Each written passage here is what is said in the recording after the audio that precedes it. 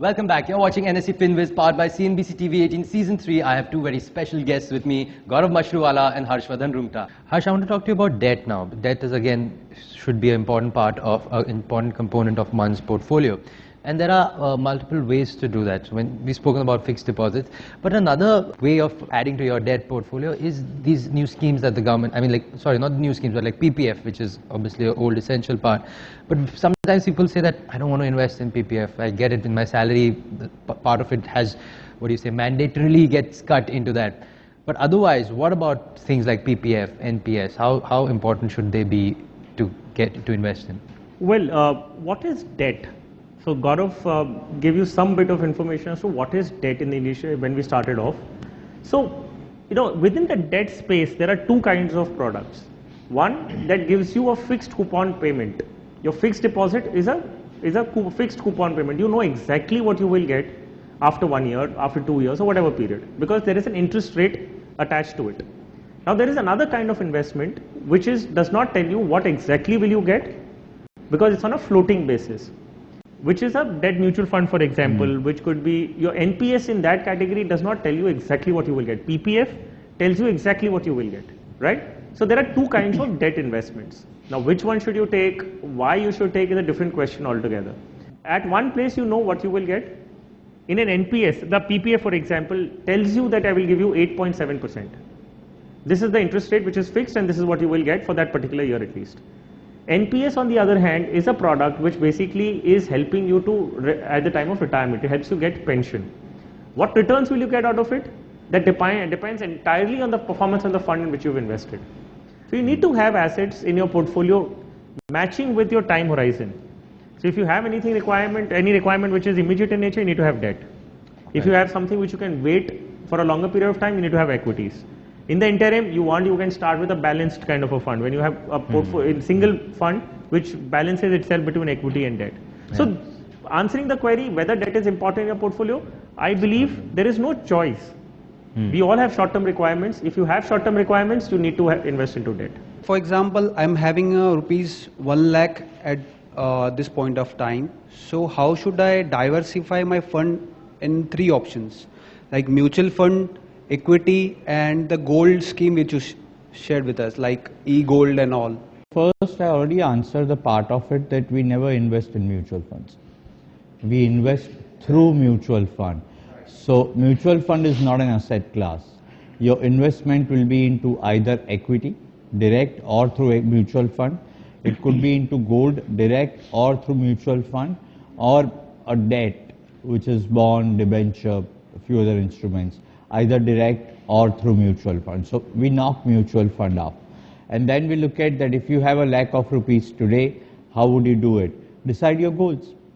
And if your goal is that you need money for higher education in 6 months' time, then the only option that you have is a fixed deposit, because you require that money in 6 months' time. But if you are saying that I don't need any money for 7 or 8 years, it should be either direct equity or equity mutual fund. So it does not matter. I mean, there cannot be a situation where there can be a thumb rule applied. We all find ourselves in a situation wherein we have to take a loan, be it a personal or a gold loan, right? So the point one here is, like, we have a lot of banks, institutions which are giving gold loans now. So which one is a better option? Is it a personal loan or a gold loan? And how does it relate to the fluctuating cost of gold and the tenure for which I'm paying those EMIs and the interest?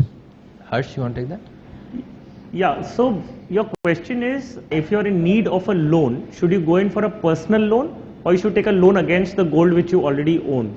Well, if you look at the interest rate, first comparison would be what rate of interest are you going to pay for a personal loan vis-a-vis what rate of interest you're going to pay against a gold loan.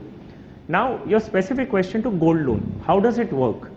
Okay, there is a value of gold which is ascertained at the time of lending, which a gold finance company would do, or a bank would do for that case. There is a margin which they keep. okay, which was earlier mandated to be 40%. So they would lend you. RBI had, some time back come out with a regulation saying that you cannot lend for more than 60% of the value of the gold, which I believe they have now got it back to 80%. Now, that is the margin that the lending institution will keep with themselves. If the price of gold when you borrowed was say 10,000 rupees, just for calculation purposes, and you've got a loan for 8,000 rupees, if the value reduces to 9,000 rupees, that's the market value, the gap has been reduced, the 20% margin is still not maintained. So you will have to make good that margin. The bank will or the institution will call upon you to make the difference, make good the difference. So which could be either in the form of lending more gold or repaying that part of money back. So interest rate is going to be the factor. The purpose for which you require, I'm sure personal loans are not available for 5 or 6 years at one stretch. Gold loans you could possibly roll over for a longer period of time. Well, that's all the time that we have. Thank you so much, Gaurav. Thank you so much, Harsh. Thank you so much for having us here.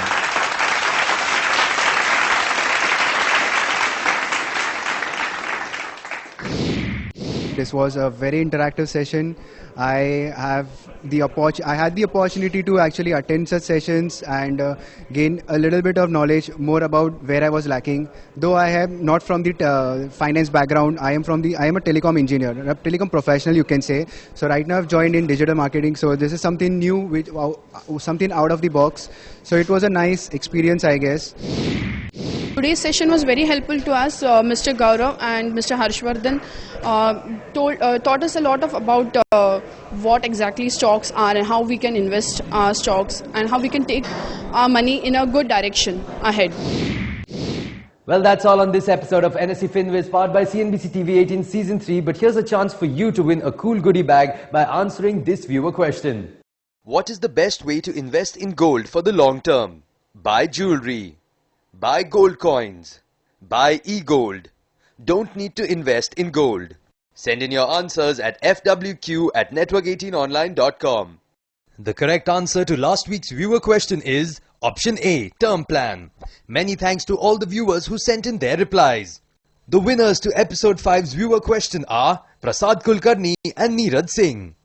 We'll see you next week with another set of young employees at another company. Until then, from the entire team, many thanks for watching.